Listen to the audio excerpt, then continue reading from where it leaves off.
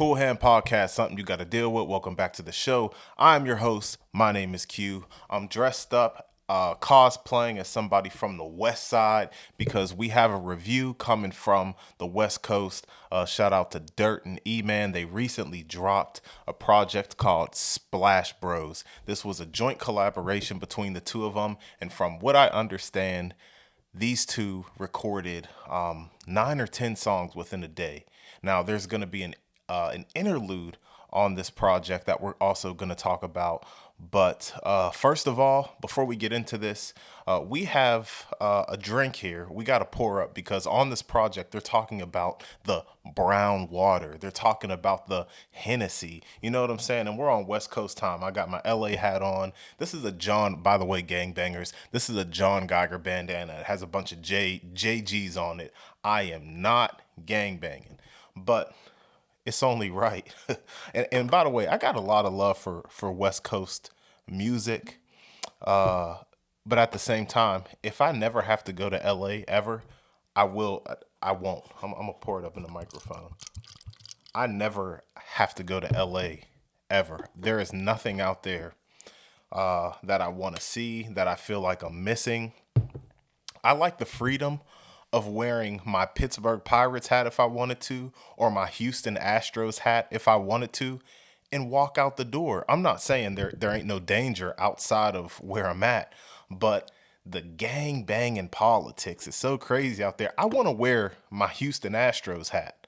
You know what I mean? I got a Houston Astros hat. The H is like, symbolic to for me, the H in the Cool Hand Podcast. Out there, that's for one of them Hoover criminal gangs out there. So it's like, and my hairline be messed up sometimes too. So like if I don't got a haircut, I'm definitely wearing a hat. I don't got a haircut right now. I'm definitely wearing a hat.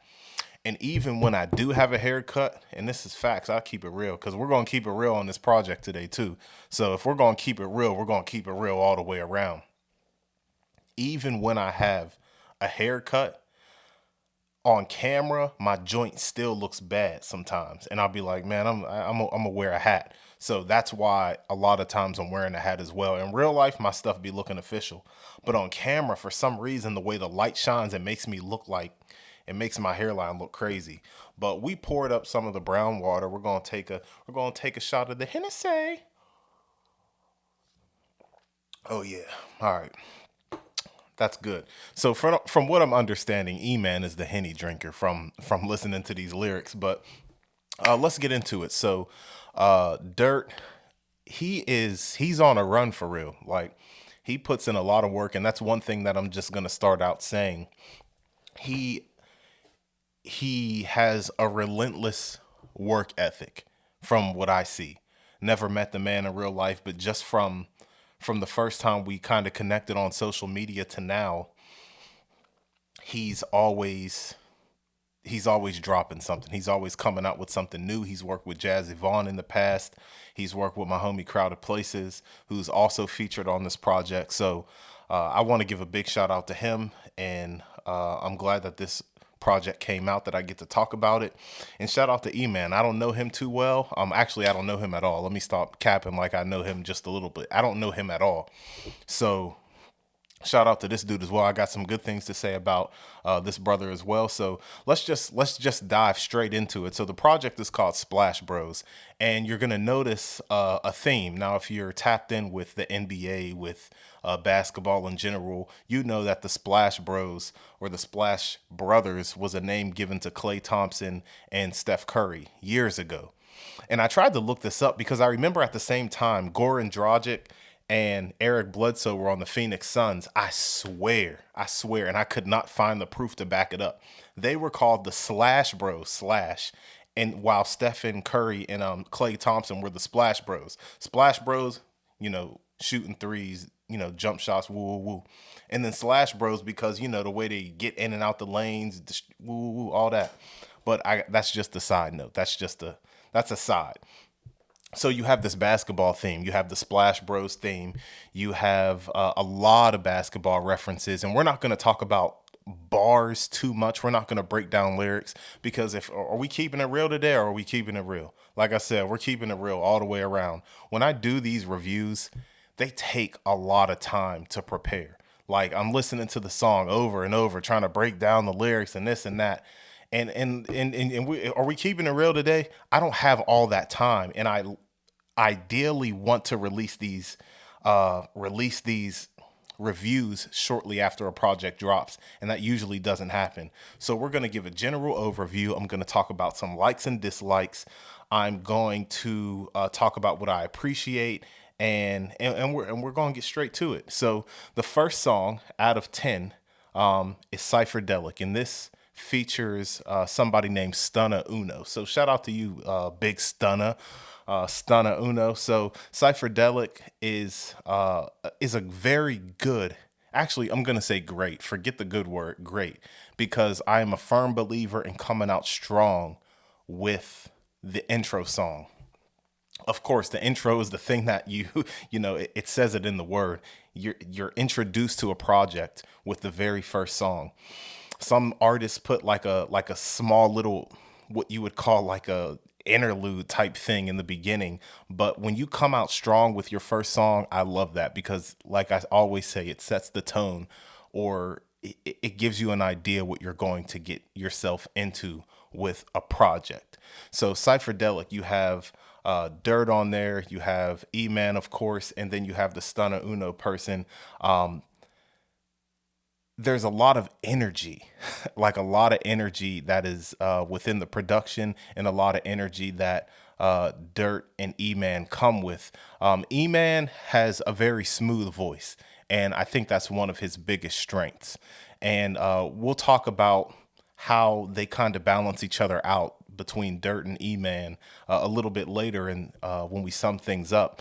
But it comes out strong. It's a good track. I really enjoyed it. It's one of my favorites. I want to talk about Stunna Uno real quick, because the thing about these West Coast guys, like they have a certain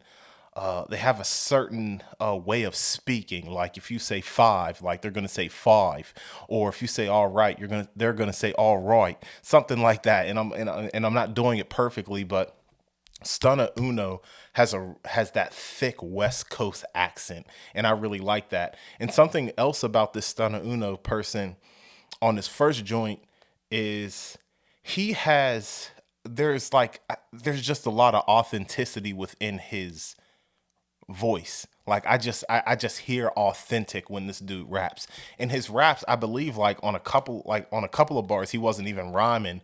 But there's a battle rapper named Caligo. He says like there's a difference between metaphors and real rap, meaning sometimes you just gotta spit the real and leave all that other stuff to the side for a second. So I want to give a shout out to Stunna Una, whoever you are. I don't know you either, but I really enjoyed his feature on this track. And his flow was a little bit. I want to speak on his flow too before we move on. His flow was like unorthodox. There was something. There was just he just has like a certain it factor where not everything needs to be perfect with the way he's rapping, because like I said, I sensed authenticity. I felt the authenticity coming from his rap. So good, very good, very good, great intro track. So Cypherdelic, that's a top song for me. Then you have the second song. Once again, high energy coming from Dirt. And this song is called Let It Burn. And one thing about this project is with Dirt, you're going to hear a lot of references. You're going to hear a lot of, there was, I got a shout out in here. Like my name was referenced, Big Sensei referring to Jazzy Vaughn. You get a Pizzo, a Jai, Crowded Places, that T plus. He shouts out one of his YouTuber homies or cousins or something like that. So there's a bunch of shout outs in there, but they're not shout outs in the sense that they're like, straight up corny. Like they're like used within the science of rapping. It's just not like shout out to this guy, shout out to no. It's like, he says, let me just give you an example. He used my name. He used the Cool Hand name. Like if I hit a rapper, promise I won't use my cool hand. Like it's not an obvious shout out for people who don't know who I am. To somebody else, it can be meaningless, or it could take on a different meaning. Like I won't use my cool hand. Put two and two together. Like I won't even hit you with the hand that I like. With my dominant hand or something like that. So there's a lot of shout outs. That's what you get with dirt, and they're used, like I said, within the science of rapping. So and there's the high energy. It's like you're kind of like shooting at the ops. Every rapper has ops, and I want to throw this in too. Dirt always says he's not a rapper. I got some news for you, bro. You're a rapper, like it or not. Like, and I get it. I dislike rappers as much as you do. I don't know your reason for sunning rappers. I don't like rappers because we're gonna go off the script real quick. Are we keeping it real today? We sipping, we drinking henny, or are we chilling? So this is why I don't like you rappers. And what I'm about to say about rappers can apply to anybody, honestly. But I'm just gonna shoot at you rappers. Because rap is a competitive sport, a competitive genre. Because rap, we often talk about within hip hop being the best, or having enemies or opposition, and you want to outdo the opposition or rise above the opposition. So in a general sense, it's like these people who come out rapping feel that they have someone against them, when in reality, they have no one against them except their imagination, the imaginary person in their brain that told them they're never going to succeed. I don't know. But there's also an ego factor with rappers that I just can't. I just. Like I don't know. There's just a weird ego, a weird air around you rappers, and this is the messed up part about it. I love hip hop and I love the art of rapping. Like I love rappers, but I hate you rappers. I dislike you so much. But I love rap and I love rappers. It's a very strange dynamic. Very strange. But anyway, let's just keep it going. So he constantly says he's not a rapper, but he's here to sun you rappers anyway. I guess he's just kind of like, he's like the horrible stepfather or father in you rappers' lives that just came in, when after he went out to just go get milk. He just came back for a little bit to check on you, then he's gonna leave again. So I guess that's his role in this project. So E-Man, he comes in on this track, Let It Burn. Like I said, very smooth. Like his voice is, I don't want to say Larry June, but when I look at this dude and I hear his voice, like he doesn't have a voice just like Larry June, but it's very chill, calm, smooth, and together, if that makes sense. So every time I listen to this dude, it's just like, your eyes are kind of low, not in the sense like when you're relaxed, like, woo, woo, woo, woo, woo, like it's just real chill. Like his voice and his aura over the track produces that kind of vibe for me. Well, let me put it like that. So, and E-Man also says something about getting attacked. Like I said, we're not going to break down a bunch of lyrics in this little review, but what I want to make clear is that the theme of Splash Bros, basketball, playing a game, stays consistent throughout the entire project. So he talks about like getting a tech, like a technical foul for those who aren't into basketball or anything like that. So let's move on to the third song, which is called Brown Water, which is another one of my favorites. Super smooth. The beat is smooth. The beat is player. The beat it's player. I can't describe the beat other than player. It's real P. It's real player. So you have that, and these dudes are rapping back and forth, and this is another one of the strong points of this project because the offset of their voices sounds good together, and you have like a Bay Area type slash Detroitish type. I feel like I heard, I don't know what rapper said this, but like how Detroit and the Bay Area are like relatives. So some of their music may sound the same because they have their relatives. I can't tell you because I'm not from Detroit and I'm not from the Bay, but I did hear somebody from Detroit say that. So I don't know how far back the history goes with Detroit and the Bay. But if you hear music that sounds similar to each other from those two regions or those two areas, there might be some history behind that. So that's why I'm saying the Bay Area slash Detroit type vibe. And I really liked the dynamic on here. And Dirt, he's really getting in his bag with like different flows. And although I'm saying like he's on some Bay Area Detroit type stuff, it's not blatant biting. Like, you know, when somebody, like, it's annoying when you hear somebody like blatantly rip off another sound. I'll give you an example, and this is a an artist that I highly respect. I think he's one of the best artists from the West Coast. But game. And I'm gonna say this because I believe Game loves hip hop so much, and Game loves what other rappers do, that he just takes it and emulates it in a sense where he's like paying homage. And it's like, oh, you know, like you hear Pop Smoke or Fabio Foreign, and like he likes the sound so much that he wants to make a song like Pop Smoke or Fabio Foreign. Oh my gosh, there's a song, I'm not going to say the name of it, but this is back when like Future was like just started to get popping.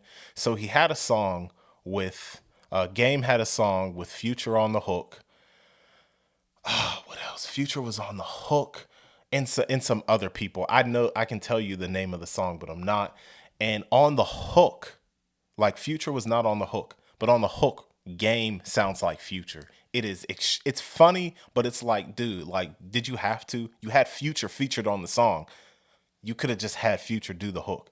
But anyway, like Game does that. He did it on his last project with like he sounded like Pop Smoke. He's on a song with Fabio Foreign. Back when the Ace Hood flow, when he was doing like the hustle hard flow, everybody was doing it, but Game was doing it as well. Game just I don't know, but I really think Game does it out of like an admiration for the artist that he's emulating. But it's like, dude, like you start to gain a reputation. If he didn't do it so much, I wouldn't be talking about it. But like I say, Dirt is, you know, keep them rappers over there like a segregation, the separation. So it's like he's has like kind of an offbeat flow. You kind of think like the rapper from X4. I was about to say from 40s, but that's that West Coast stuff.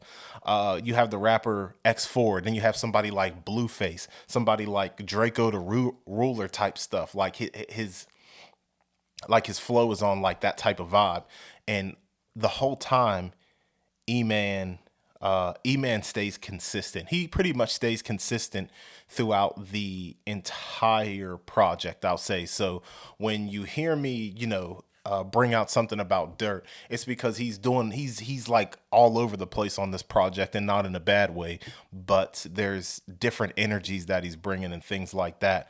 But E-Man, that's, you know, Big Henny E-Man, that's what I'm gonna call him, Big Henny E-Man, stays smooth, calm, and collected on the whole thing. And on the first song, E-Man was rapping a little bit faster, but at the same time, he wasn't like turning up on you like ah. So that's what we're doing there. So I really enjoyed the back and forth rapping, and that's a standout. That's a standout thing from this project. So we're moving on to the fourth track, which is called Halftime Part One. And after Halftime Part Two, I'm gonna finish this little sip of Henny. But fourth song, Halftime Part One. So this, a little snippet of this was on Dirt's Instagram. I don't know if it was it was on his Instagram for promo. Now, when I heard Halftime Part One, this song, and I'm gonna just give you a quick overview. It is auto-tuned out, and it is high energy, beats knocking, and it's a short song. So when I first heard it on the IG, I did not like it. I'm like, huh? like I thought we was on some West Coast stuff because this is like a real West Coast album. And this is kind of like this was giving me when I listened to the full song, it was giving me like 2014, 2013, 2014 Young Thug, like a Lil Uzi Vert type thing, like 2016 maybe Lil Uzi, but really was giving me like early Young Thug, like before Thug had like a real established sound. But when I heard the full song, now, once again, I repeat, I did not like it when I heard it on the snippet. When I heard the entire song, I'm like, oh yeah, I like this. So, and it reminded me of something because something in this halftime part one song, he says, "Mama ain't raised no chump," something like that. I'm not saying it right, but he's like, "Mama never raised no chump. Dun dun dun dun. I ain't going on a pump." And I'm like, yeah, yeah, yeah, yeah, yeah. Like I'm with that. Like I'm feeling that. So a snippet doesn't tell the full story. That's why it's called a snippet. So I really grew to like this song, and I would be remiss to neglect the fact that Dirt produced this. So I want to throw that in there. So this song, halftime. Oh, excuse me. Scratch that. Dirt produced the second part of halftime. So halftime part two. Let's move on to halftime part two. That was produced by Dirt, and this features my homie Crowded Places. So this is another short little joint, and this was produced, and this is why I'm gonna spend a little bit more time on this one, not because of the rapping, and not because Dirt produced it, but let's just take a look at this. So it's a short joint. It has Crowded Places rapping. Crowded Places flow is immaculate on this song. That's cool, right? Crowded Places did what Crowded Places does. I really enjoyed it. I texted him. That's my homie. So I texted him. I'm like, oh yeah, I really, I enjoyed your woo woo woo. So why was this a good little interlude for halftime part two? Because after halftime, we're the project's halfway done. So it has like it's more like synthy and piano or keyish synthy-ish. I don't know. But there's no percussion, there's no drums. So what you end up having is something that is like a nice break. Because before that, we had halftime part one, which was like really harsh, like really auto tuned out. And halftime part one, low key, very low key, reminded me of Stop Breathing by Playboi Carti. And I'm not saying it sounds like Stop Breathing by Playboi Carti. It reminded me of Stop Breathing by Playboi Carti. So if you think about that and then the transition into halftime part two, it is a drastic change. And up into that, you're having, it's a hip hop album. So you're having, beats knocking, all that, all the hip hop stuff, right? And then now you just have the keys and some synths, and you have Crowded Places rapping. So I thought this was a perfect like conclusion to the halftime thing, like an interlude type thing. So it was a great break. It was a great break, and that contributes to the halftime theme. Cool. So let's move on to the sixth song. And like I said, at halftime, we're finishing off this drink. Okay. Shout out to Henny Man E Man. So the next song is Airbnb. So we continue on with the basketball theme. You hear like an intercom voice, like a woman over an intercom talking about like either we're near the end of the third quarter or something like that. But like I said, the theme stays consistent, and you're going to have to listen to the project because we're just doing like a brief, quick little overview of everything. So on Airbnb, I get another shout out, man. I'm feeling real cocky and real arrogant at this point of the review because I got two shout outs on the same, on the same project. I'm feeling real special now. So he mentions crowded, cool hand and T, and that the T stands for that T plus. And to me, it seems like it's a reference to some Airbnb stuff when my friends and I made an album. We rented Airbnbs and stuff like that, but that's kind of beside the point. So he's talking his big boy stuff and things like that. And yeah, he's talking this big boy stuff. They're not rapping back and forth. I think it's Dirt on the first verse, and then E-Man talking his player stuff on the sixth song, on the second verse. So let's go to the seventh song, which is called Future. And we get some Future references like, Future Hendrix and things like that. Dirt says the classic line, "I can't hear the haters like I'm Helen Keller."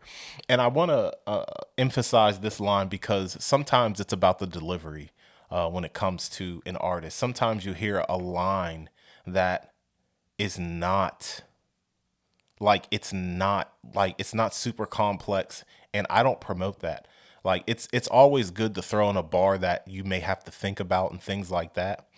But a lot of times when it comes to song making, and especially with rap, and these are things that I think about as somebody who used to rap, and you'll never hear me say that I was the best rapper, but you're never going to hear me say I was trash, and you can't tell me I was trash either. So I'm saying all of this because I feel qualified to speak on it. Sometimes, there's certain things that I'm not qualified to speak on. This I feel qualified to speak on. I can't hear the haters like I'm Helen Keller. His delivery on that line was on the money. Like, it was precise, it was accurate, because the way he delivered it made it stand out. When you hear his voice, the inflection in his voice, it makes you remember that that line. He said something afterwards, something, something, something. He's a storyteller, and he says it like with the same inflection and tone.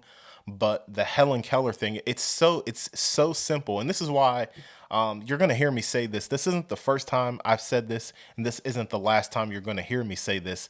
This is what makes Drake great, because he says a lot of simple things, but he makes it sound good.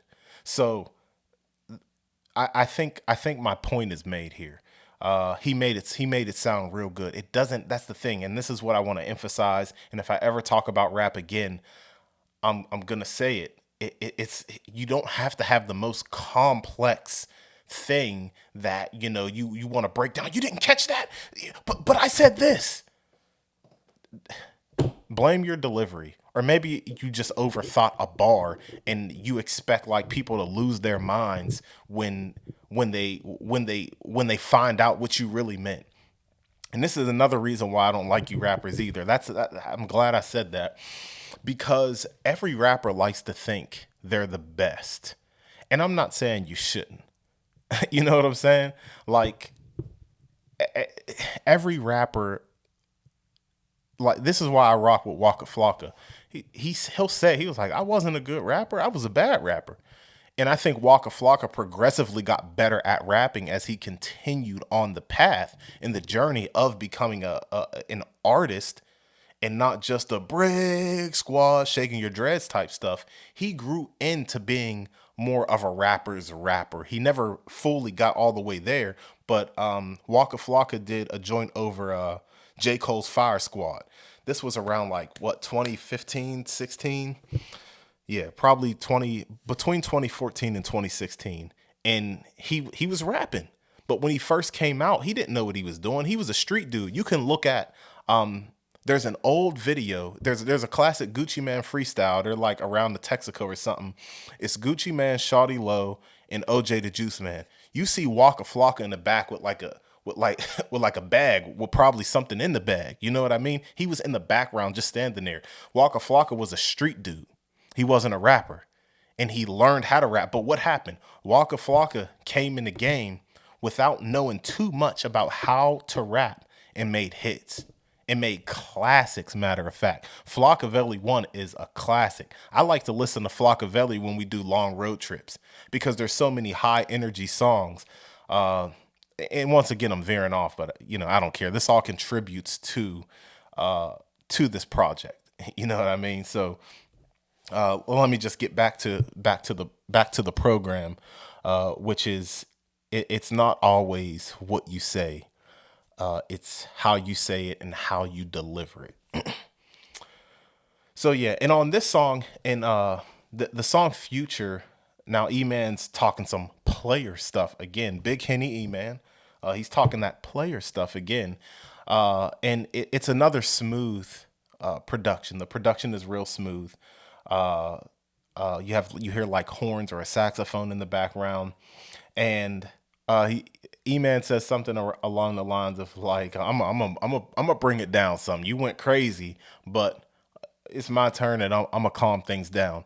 And I think that contributes to what I was saying before about E-Man just having that baseline of cool, like just the baseline of calmness, of cool, of just a chilled out dude, just a chilled out rapper, real player. So let's get to the title track on the eighth song, which is called Splash Bros. And they're rapping back and forth once again. I really enjoyed that. And we're just gonna wrap things up because I want to get to my general thoughts, my likes, my dislikes, so on and so forth. So Splash Bros is another good song. They're rapping back and forth, which is, I think, like strong points. If they can do something like this in the future again, where they're like, going back and forth on multiple songs again, I would love that because I think they're a good duo. So then you have Midas, which I feel. So on the Midas joint, I feel is more of, you have a lot of West Coast stuff on this project. Like this is a West Coast project. But Midas gives me like, I don't know, like it gives me like an old school vibe, like the beat, the way that they're rapping, the hook. It's like both of them on the hook, like you could get touched like Midas. That's da da da da da da da. If you like the way that they're rapping, I like that. Like it gives you, it just gives you, you take like a leap back in time with this song, and it switches things up a little bit, switches things up. And then fourth quarter slash eternal life is the final song, which is also produced by Dirt. And this is a personal song. I'm not going to try to guess what everything is about in which he's saying in the song, but of all the songs and why it was easy for me to kind of not speed run through the project is because I would say most of the songs up until fourth quarter slash eternal life are just pretty much, I can listen to these songs on the car. I can listen to these songs in the gym. I like an anywhere type of song. But fourth quarter slash eternal life has more depth in the sense of it's personal. Now you can have bars on any song and the bars can be in depth, but the content and the concept of a song does not have to have depth. Like a lot of like use Lil Wayne as an example. Wayne, prime Lil Wayne, and some can argue that he's still in his prime, but I think most people who know Lil Wayne would tell you that run he went on from Carter 2 to up until he went to prison for that gun case. That was like the primest Lil Wayne uh, in terms of rapping. A lot of those songs were just like crazy barred out songs, but they were just, and it stopped there. And I don't want to call it empty calories, but it stopped there. There wasn't like a message. There wasn't with a lot of these songs with Prime Wayne, right? So I feel like most of these songs here on Splash Bros are West Coast, Oakland connection. I don't think I mentioned that. E-Man is an Oakland resident, to my understanding. He's from the Southern California area, but resides in Oakland, which we'll talk about a little bit later as well. But Dirt's talking like some personal stuff, how he wants to see his brothers win, how he wants people to, he's not losing sight of the purpose, the grand scheme of things. He wants his folks to get eternal life. He said something about, like, he lost his blood.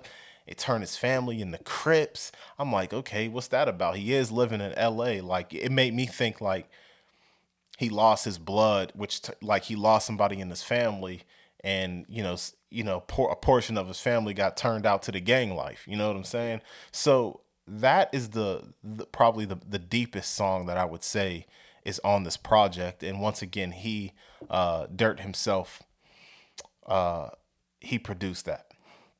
So those are just a quick little speed run of the songs on this project.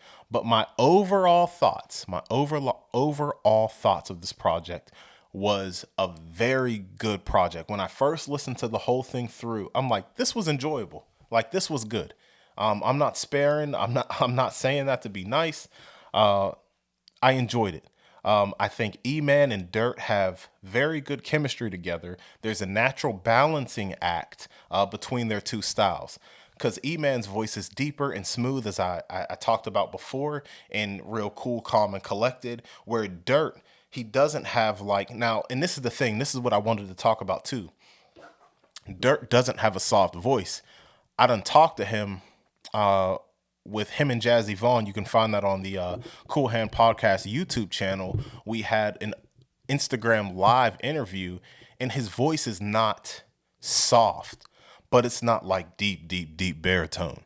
And another thing is, when you're rapping and you have to project your voice is going to sound a little bit lighter. Like, I'm projecting my voice right now. I think since I can hear myself, there's still some bass in my voice.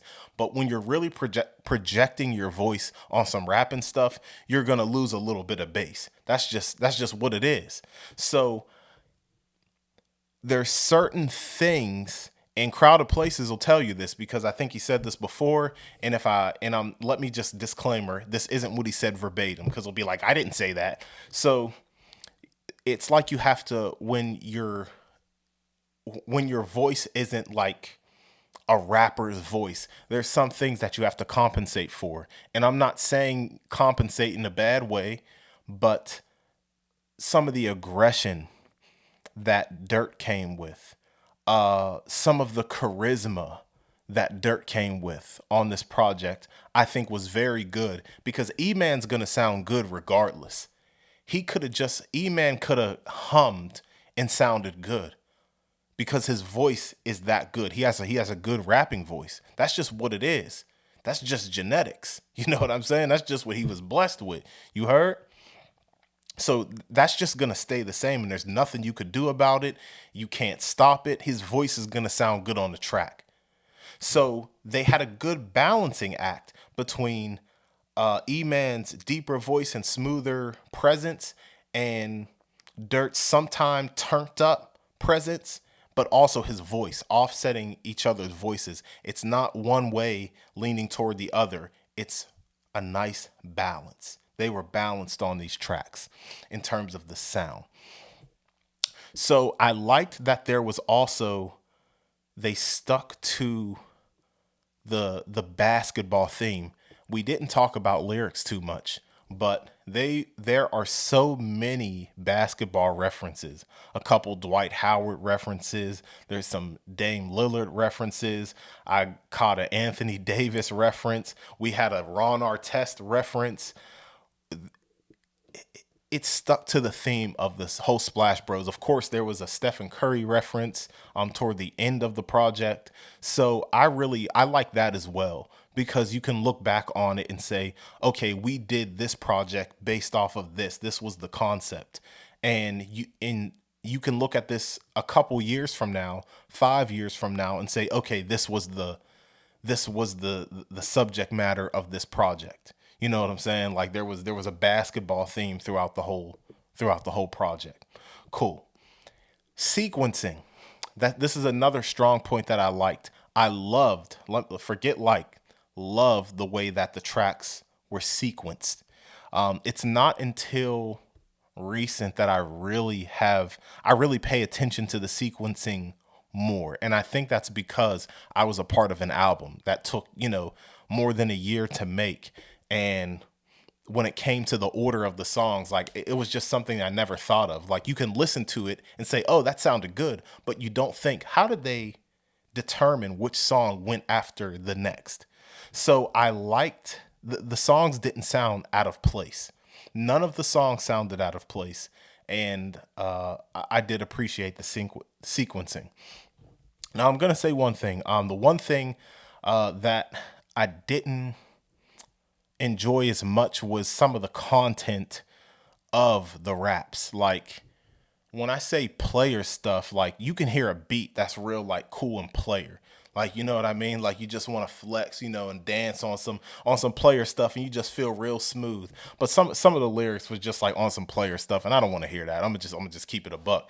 Like you know what I mean? Like are we players? Like, and this is another thing. If you're on the West Coast, it's a different culture as well. I'm not saying that I'm not giving, how do I say this? Not like I'm an authority. In this review. It's not like I'm giving it a pass in this review. I'm the authority in this review and nowhere else. So I just want to make that clear because I am giving some criticism. And on the Cool Hand podcast, I try to keep things. But are we keeping it real today? Are we keeping it real? All right, we're keeping it real. So like on some player stuff, like that's not what I want to hear. From certain rappers. You know what I'm saying? Like we're not players. We're not keeping it super P. We're not, the beat could be real player and all that stuff, but like we're not picking and choosing and having a roster and all this other player stuff. Like, but on the flip side, I can't dictate somebody's environment, what they're seeing, what they're exposed to, and what they're rapping in the sense of their real life. If this is your real life, that's just what it is. I so but I personally, that's not something that I enjoyed with this. So and that's another reason why I'm like, you know what, we're not going to get too deep into the lyrics because there's just some things that I just don't really rock with the lyrics. Like, we ain't on no player stuff at the Cool Hand podcast. So that's just it. And please take that criticism with a grain of salt. But at the same time, you got to keep it real. You know what I'm saying? I'm never gonna bash nobody on the Cool Hand podcast, but some of them lyrics, I'm like, you know what I'm saying? So that's just what it is. This is the Cool Hand podcast. Something you got to deal with. Splash Bros is out. You could get it on Apple Music, Spotify.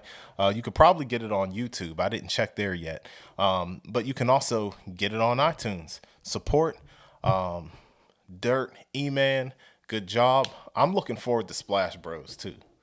If you want to hear Splash Bros too, put it in the comments. If you're on YouTube, don't bother on Spotify. I ain't gonna see it. I don't. So this is the Cool Hand podcast. Something you got to deal with. Shout out to Dirt, E-Man, and have a good day. Easy.